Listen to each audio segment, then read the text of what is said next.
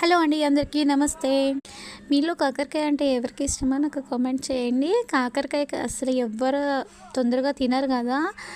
కాకరకాయను కూడా లొట్టలు వేసుకొని తినేలాగా నేను చూపించేలాగా చేసుకోండి. కాకరకాయ కారం అయితే అదిరిపోయిద్ది.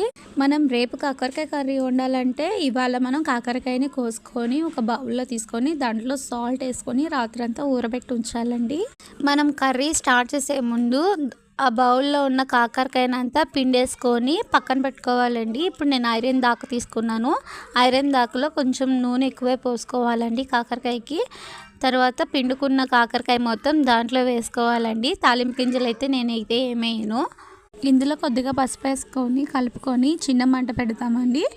మనము ఎందుకు పిండేసి వేసామంటే రాత్రంతా ఊరబెట్టి పిండి వేయడం వల్ల కాకరకాయలో ఉన్న చేదు పోయిద్ది.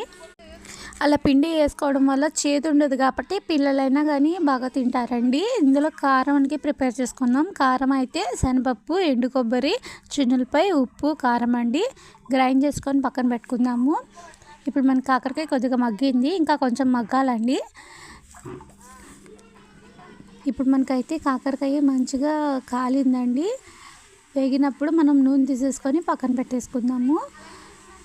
ఇప్పుడు మనం దీంట్లోకి కారం వేసేసుకుందామండి. కారం వేసేసుకొని కలుపుకుందాము.